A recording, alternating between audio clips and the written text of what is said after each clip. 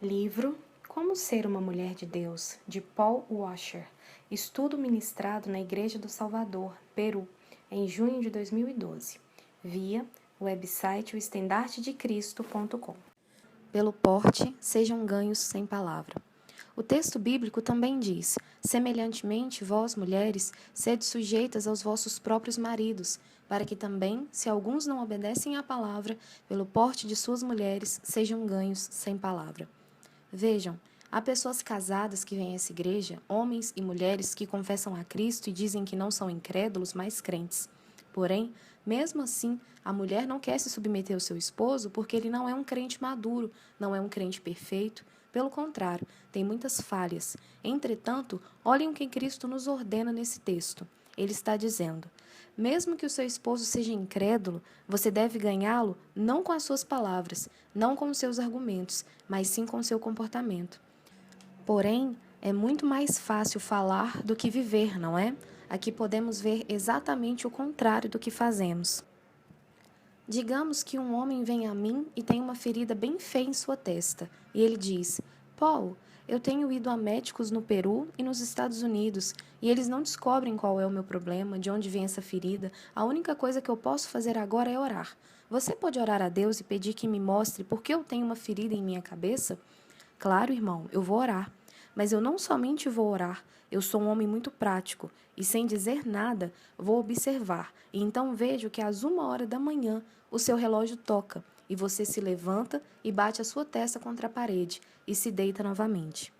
Às 2h da manhã o relógio toca de novo. Você se levanta da cama, bate a testa 2 vezes na parede. Ao meio-dia, novamente se golpeia 12 vezes. Depois de observá-lo por 24 horas, sendo o gênio que eu sou, eu lhe digo: olha, irmão, eu não sou médico, mas creio que sei qual é o seu problema. É muito simples, só tem que deixar de bater a testa na parede e então ficará curado. Da mesma forma, muitos homens e muitas mulheres vêm à igreja e falam com os pastores e com os conselheiros, dizendo: tenho tantos problemas em meu casamento, com meus filhos, com tudo, mas o motivo não é um mistério. Frequentemente, irmãos, vocês estão vivendo de uma forma totalmente contrária às Escrituras. E muitos vêm a mim não para receber um conselho bíblico, mas sim para contar a sua história e nada mais. E depois de compartilhar com ele a palavra de Deus, eles não prestam atenção e continuam a fazer as mesmas coisas. Irmãos, o problema é este. Precisamos nos submeter à palavra de Deus. E você me diz: o que acontece se eu me submeter à palavra de Deus e minha esposa não se submeter?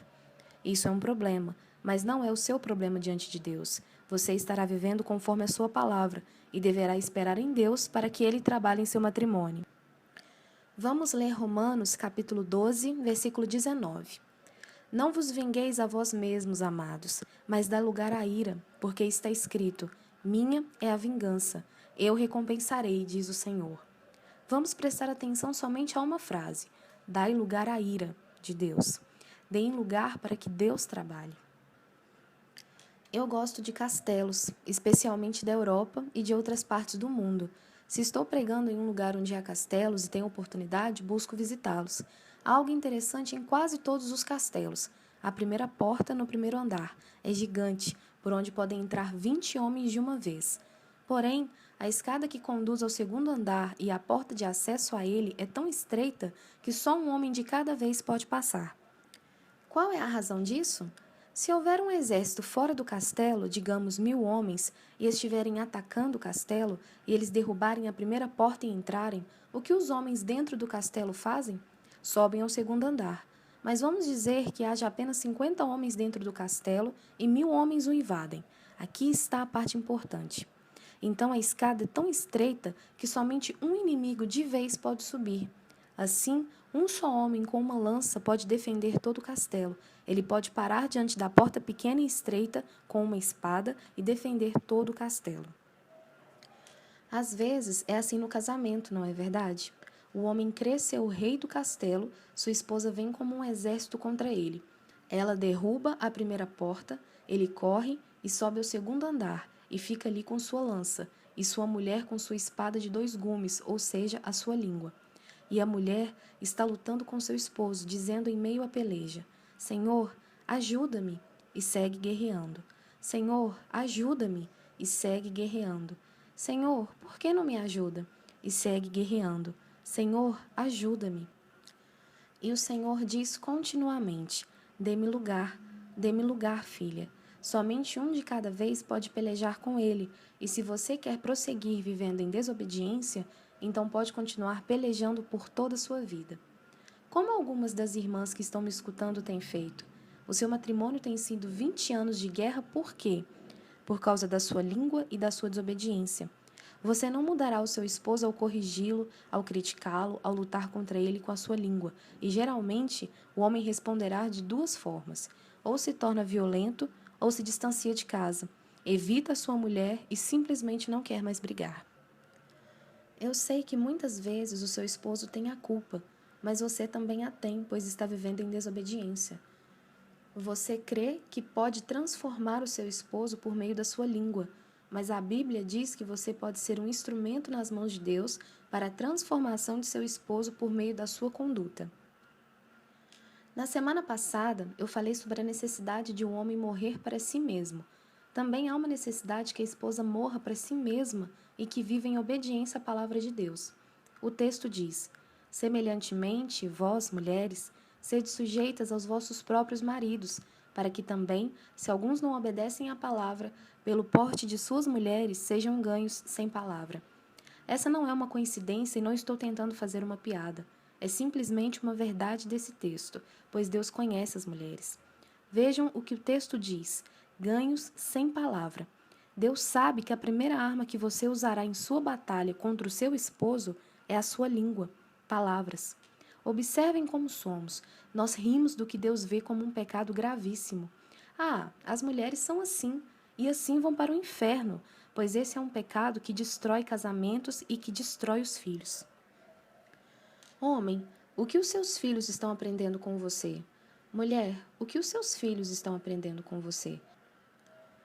Um conselho que dou aos meus filhos, pois eles já têm 10 e 8 anos e desde os últimos 2 ou 3 anos oramos por suas esposas e também lhes dou muitos conselhos com relação ao matrimônio. E que sempre lhes ensino é isso: eles devem observar a mãe da moça, pois geralmente a moça se conforma ao caráter da sua mãe, e se a mãe não se submete ao seu esposo, essa moça não se submeterá a você. E se a filha não se submete ao seu pai e não honra o seu pai, ela não o honrará nem o respeitará. É assim que acontece. Há algo muito interessante que posso ensinar em outra oportunidade. Quantas das mães aqui ensinaram Provérbios 31 às suas filhas? Levantem as mãos. Quantas das mulheres já estudaram Provérbios 31? Levantem as mãos. Quantas mulheres ensinaram Provérbios 31 aos seus filhos? Você diz: Provérbios 31 é para as moças. Não, esse capítulo foi escrito para um rapaz. Eu ensino Provérbios 31 aos meus filhos para que saibam com que tipo de mulher eles devem casar. Vocês podem ver quão antibíblicos podemos ser? Ao pensar em Provérbios 31, vocês sempre pensam nas mulheres, nas filhas, mas Provérbios 31 foi escrito para um rapaz, para um moço, para um homem, para que saiba como escolher uma boa esposa. Voltemos ao texto novamente. Pelo porte de suas mulheres sejam ganhos sem palavra. Pelo porte, conduta e atitude. Como você transformará o seu esposo? Por meio das suas palavras? Não, nunca, jamais. Por meio da sua conduta? Sim, por sua conduta. E uma parte da conduta é suportar e submeter quando ele não se comportar bem. Leia o capítulo 2 de 1 Pedro. Agora, mulheres, se eu chego em casa cansadíssima por causa do ministério e ao entrar vejo que a casa não está bem ordenada, que não tem comida pronta, e eu me irrito e digo à minha esposa: mulher, passei o dia inteiro trabalhando, o que aconteceu por aqui? A casa está desorganizada, não tem comida. E ela responde: mas quem você pensa que é? E começa a discutir comigo, então o que acontece? Uma guerra. E eu saio justificado. Mas se eu entro em casa de mau humor, fazendo acusações, sem escutar, sem pensar, e ela me responder como Cristo, o que houve? Então eu me sinto constrangido. Leiamos Romanos capítulo 12, versículo 20. Portanto, se o teu inimigo tiver fome, dá-lhe de comer. Se o seu esposo entrar pela porta como um inimigo, você deve brigar com ele? Não. Dê-lhe algo para comer, para que coma e não se queixe. Portanto, se o teu inimigo tiver fome, dá-lhe de comer. Se tiver sede, dá-lhe de beber. Porque fazendo isto, amontoarás brasas de fogo sobre a sua cabeça. Você o convencerá, ou melhor dizendo, Deus o convencerá.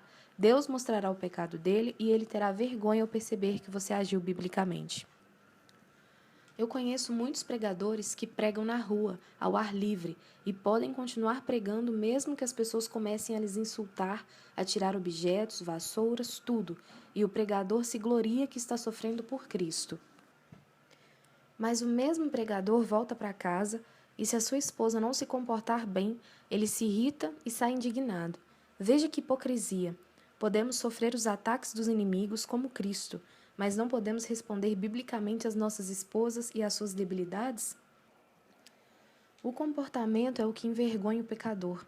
Em Romanos, capítulo 12, versículo 19, Deus diz: Minha é a vingança, eu o recompensarei, diz o Senhor. Na verdade, esse texto está falando da ira, mas é muito interessante que ele diz essa frase no contexto do versículo 20. Portanto, se o teu inimigo tiver fome, dá-lhe de comer, se tiver sede, dá-lhe de beber. Porque o que ocorrerá? Fazendo isto, amontoarás brasas de fogo sobre a sua cabeça. Deus não somente agirá em ira, mas quem sabe operará quebrantamento. Agora que você deixou de guerrear com seu esposo, o Senhor intervém e peleja com ele para mostrar o pecado dele e operar uma transformação em sua vida. Conduta casta e respeitosa. Leiamos 1 Pedro, capítulo 3, versículo 2. Considerando a vossa vida casta em temor. Mulheres, na semana passada eu falei com os esposos dizendo que a maior necessidade das esposas é o amor e a segurança do amor bíblico. Irmãs, a maior necessidade dos seus esposos é o respeito. Se minha esposa me respeita, então nada pode me desanimar, mas se ela não me respeita, então não passo a ser um homem muito fraco. A maioria das mulheres, a maioria das irmãs, não respeita os seus maridos, e visto que por muito tempo vivem em uma relação muito íntima com seu esposo, talvez por 5, 10, 15, 20, 30 anos, você tem visto muitas falhas nele, porém, em vez de perdoá-lo, você tem guardado cada falha, como se tivesse escrita em um livro e repetidamente vem a ele e diz: Veja, você está tratando disso, mas lembra que há 10 anos você tentou o mesmo e falhou? Lembra-se de 15 anos atrás? Lembra daquilo? Parabéns, você está destruindo seu esposo. Parabéns, irmã. O homem sabe que falhou, ele sabe. É difícil tomar muitas decisões, é difícil conduzir uma família, o trabalho ou o ministério, e ele comete muitas falhas. Muitas vezes um homem senta-se à noite sozinho, sabendo que falhou, e não é uma bênção quando a sua mulher vem todos os dias com o mesmo discurso, porque ela, em vez de ser instrumento de Deus, passa a ser um instrumento de Satanás, e porque não vem para dar vida, mas sim para matar e destruir. Por trás de cada grande homem há uma mulher que o respeita. Nós vivemos em uma cultura, seja a cultura peruana ou a minha cultura nos Estados Unidos, em que não sabemos nada sobre respeito, não respeitamos nada. Não respeitamos as autoridades do governo, pois dizemos, e às vezes é verdade, que elas são muito corruptas. Não respeitamos as autoridades nas igrejas, pois muitos são corrompidos também. Também não respeitamos o esposo ou não respeitamos a esposa, não respeitamos os pais. Alguns dos filhos aqui, se estivessem vivendo no tempo do Antigo Testamento, seriam mortos pela comunidade devido à sua falta de respeito pelos seus pais. Não somos um povo, uma cultura que sabe como respeitar, mas como aprenderemos? Somente ao vermos o respeito entre um homem e uma mulher. Homem, alguns de seus filhos não respeitam a mãe, e por que isso acontece? Porque você não respeita sua esposa. E algumas de suas filhas e filhos não respeitam o pai, por quê? A mãe não respeita o pai, o seu esposo, pois você grita e se queixa, fala com o papai para os seus filhos. Parabéns, vocês podem frequentar uma igreja, mas possuem uma família mundana. Não há nenhuma diferença. Pelos seus frutos os conhecereis. Mateus capítulo 7, versículo 20. Não no culto, mas sim fora do culto, considerando a vossa vida casta em temor. Este audiobook é uma produção do grupo Filhas da Graça.